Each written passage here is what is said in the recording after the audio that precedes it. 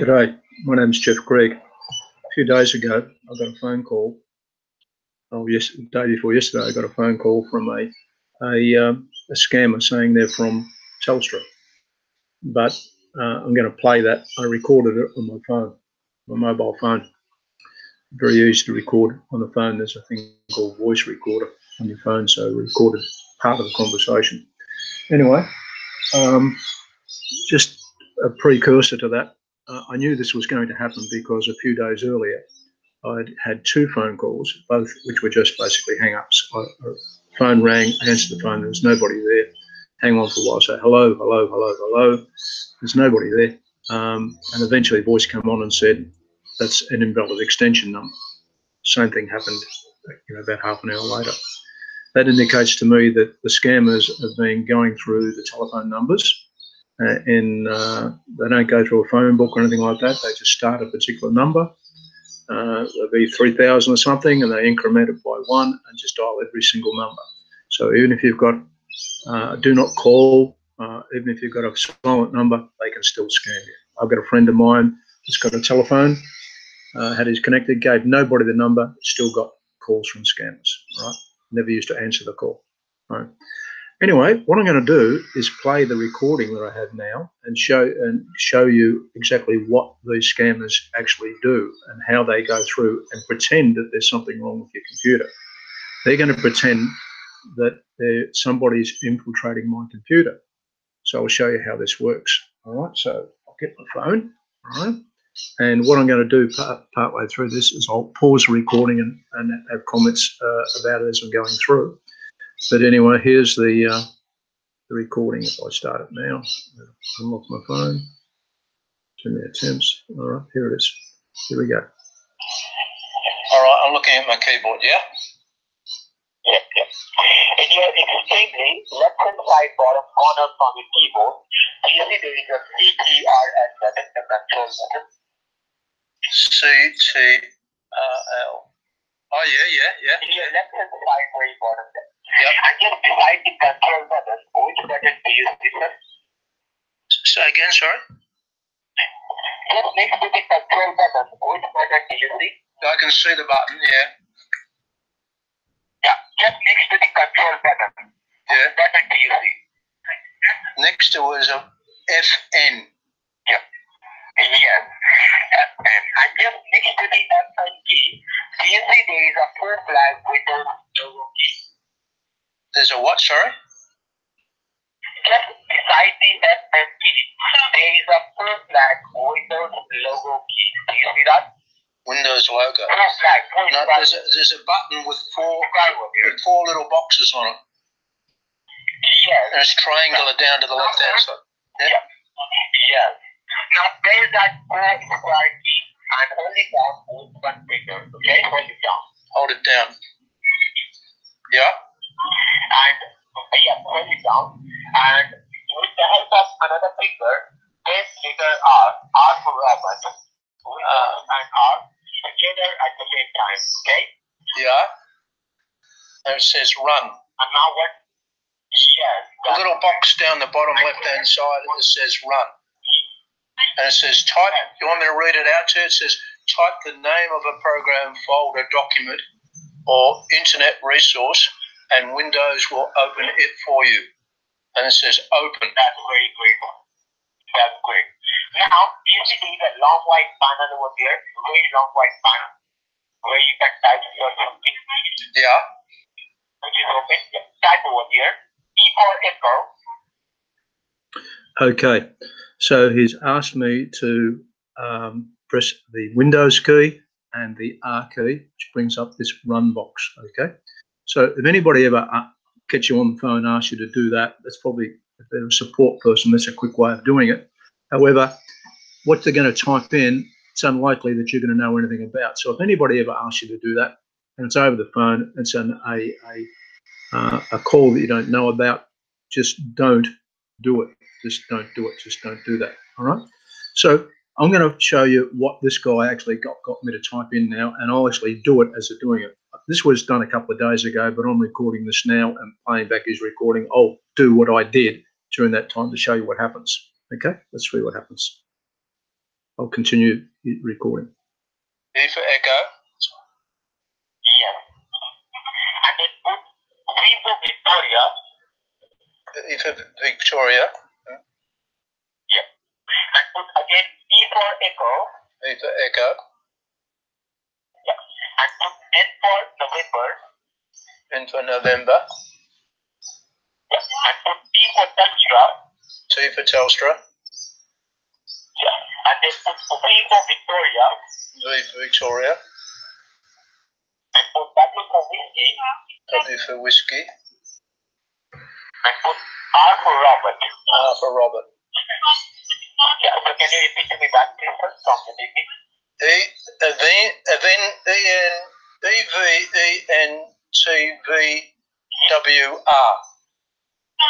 That's great, sir. Now, press enter key from your keyboard. Press enter, okay? Sorry, enter. Is the enter button from your keyboard? Yeah, press that. Hit that one. And press enter. It's coming up correctly, okay? Nothing's happening. Oh yeah, there's a little hourglass. It's doing something. All right. It's still loading, right? It's still loading. Right? Oh yeah, now it says event viewer. Yes, that's great. Now, sir, just on that event viewer page, look at your left hand side, there is some option over here which is event viewer local, custom view, Windows log, application, subscription. Do you see that? Yeah, there's a couple of other things, yeah, but I can see them, yeah. Yeah. Now, sir, do one thing. Let's click on custom views, okay? Double click on custom views. Custom views. Oh, custom views. Okay, left click on custom views. Okay. You can't, double click on that. Yeah, now over on the right hand side it says custom views. Admin events, device manager, speaker, Realtek high definition audio, device manager, speaker, high definition audio, device manager, USB. Oh, USB, that's what it had on the other thing before, USB. Yes. Now, sir, if we do is begin with your administrative direction. Just to explain what happened before, when he first rang up, they asked me to go to my modem and check that the lights were on, and all the lights were flashing. And I did tell him that all the lights were on except one that says USB, and that was flashing. So I'm pretending I know nothing. I do know all about this, but I'm pretending I know nothing. So we will continue on and see what else he has to say. Say again. Administrative device. If you were here, please begin over there. Administrative events. Yeah. Yeah. Double click on that. Double click. What's double click mean? Yeah, double click. Double left click from your mouse. Okay. I clicked on it. And it says administrative events on the right hand side. Yeah, double click on that. Yeah, double click. Yeah, double click. It says number of events 750. Well, that's what it said at the time when I did it. Now the number of events is 873. Listen to what he says next after I said that, all right? Listen to what he says next. Oh my goodness. And now what can you see in the middle of that page? What can you see? In the middle of the page it says... He said, oh my goodness, pretending that there's something wrong with that number of events. Now, I just need to explain at the moment. I'll let him go on, but I need to explain that this is nothing to be afraid of. There would be hundreds of events, or if not thousands, on most computers, all right? This is not a thing to be concerned about, but they're pretending there's something to be concerned about. So we'll carry on and we'll show you what happens next. A connection to Windows update servers could, but then the refs be cut off. I can't read it. Did something come up, error, like that? No, it says warning. Warn. Okay. And it's going to page down, and see this. It is showing that. warning error, I think. Scroll the page down and see. So what upside down, sorry? Scroll the page down, sorry. Scroll the page down and see it is showing warning. Scroll the page down until I can see warning.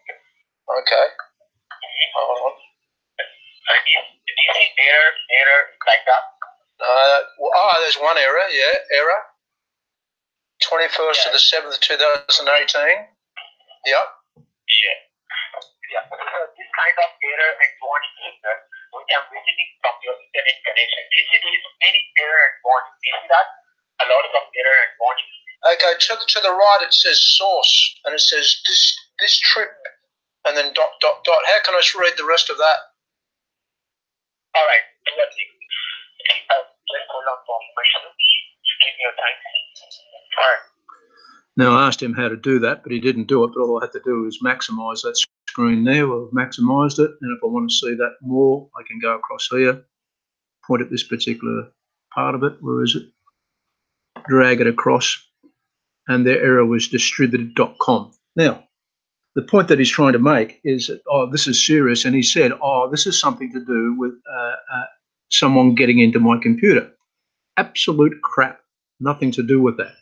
Each of these errors, for example, distributed.com, I don't know what the error is, event number, ID, and then it says task category none. I don't know what the category meant to mean, but if we scroll down, and there's lots of other warnings, and somewhere down the bottom in the list, there'll probably be other errors. They all go back various dates. Nothing to be afraid of. These sort of things, if there is an error, just means that the Windows itself created there was some sort of an error. There, that one there. I'll see if I've got any other ones. No, there isn't. Oh, there's another one. Let's go back up again. There's another error, another distributed.com. Usually there's quite a few errors in this particular. All it means is that Windows tried to do something. When it's able to do it for something else happening at the time, it tried a little bit later on. It was probably successful. There's distributed.com, that same one again. He's trying to pretend that there's something wrong with my computer and that somebody's trying to hack into my computer, and that's what's caused the errors. Absolute crap, as I said. That is not the case. If everybody went to their computer now and looks through these administrative events for the same thing, they will find warnings and errors. It doesn't mean there's anything wrong with your computer at all. Anyway, let's go on and see what else he has to say. Hold on, I'll make the window bigger. Can I make the window bigger? Oh, yeah, okay. I can see the error. In your right hand side, there's a plus sign over there. See that? X sign. An X sign? Yeah, if you click your page, just below the warning, there's right hand side, there's X sign over there. See that X sign? The X right over there, yeah? Not at the top right hand side, sir. Just below that, error and warning. You see small X sign over there, small X sign. X sign, no, I can't see that. I can only see error. It says 21st of the 7th, 2018, 12, what's today's date? Yeah. 20, that's today. The 12:29, or that was what? It's 12:46, that's a half quarter of an hour. It says source distributed com. Distributed com. On that date, sir, on that date and time, did you use internet connection in your home? Say again, sorry? Sir, on that date and time, did you use your internet connection in your home? Probably, yeah. Yes. Sir, on that time, we are receiving some notification error and warning signals from your internet connection without your any knowledge and without information. Because you see a lot of error and warning. Error are these services which got expired without any knowledge. Because whenever you're using internet line on that point of time, there are some unknown decent people who is connected with your IP address and they are trying to use your internet line. On that point of time, your all these services got expired. You see error like that. Error. Okay. All right. The error are these services, sir. Error are the services which is expired right now. And I believe it is giving you some warning, right? It is showing warning. Yeah, warnings. Other ones underneath the one that says error. Then one underneath says device setup manager, and that was at 21st of the 7th at 12:26. That was 3 minutes earlier. And there's 3, 4 of them at 12:20. So if I go down, is there more? If I go down. Warning, warning, warning. If you are not fixing up your problem as soon as possible, then your system is shut down for any one of time. Oh yeah, I went down. There's another error on the 19th of the 7th. That was 2 days ago. That says distribute. So many errors and warnings. Okay. Oh yeah, there's lots of them. On the 12th of the 7th. That was a couple of weeks ago. That source was WMI. What's WMI? Yeah. I think, sir, you can give some warning that if you are not fixing up your problem. So he couldn't explain to me what WMI is. I wouldn't have a clue what WMI is either. So once again, irrelevant, because this whole thing is irrelevant. All he's using is to somehow get some unsuspecting person to think that there's something wrong with my computer and that they're going to fix it. Anyway, I could go on for this for quite a while, but I won't. I'll just finish this now. But other than to say, if anybody ever tells you to go into this thing and it comes up with an event viewer, all right, and they're saying that's an indication that there's something wrong with your computer, that's absolute crap, all right? And you should immediately, the ideal thing is not to have the conversation at all. If someone rings up that says, I'm from Telstra, I'm here to fix your thing, if you haven't contacted them, right, don't just say, goodbye, you're a scam, hang up.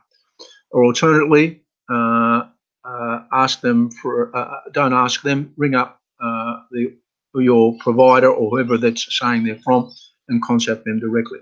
In most cases, it's a scam because people don't ring up and do this sort of support this way anyway.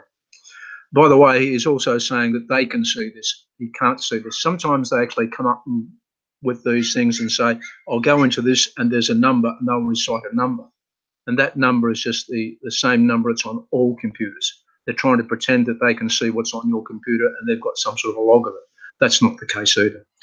All right, that's enough it for now. What I might do is I might do another video showing how the rest of this conversation went on and how he tried to then log into my computer and take control of my computer. And I'll show you some of the techniques I used to make sure that he wasn't able, not that he wasn't able to do that, but you should never get to the stage where anybody logs into your computer unless it's a person you personally know and personally have full confidence with, not somebody you haven't got any idea of over the phone. Okay, so that's it. I'll just switch that event viewer off. Okay, come back to me if I can. Right now. There it is. Okay, wrong one. Yeah, that's me. Stop screen sharing. Stop screen sharing. All right, back to me. Yep, there I am back again. I'm in the backyard. All right, see you later. Any questions about this? And if you don't understand any of this, please email me and I will help you out. Bye.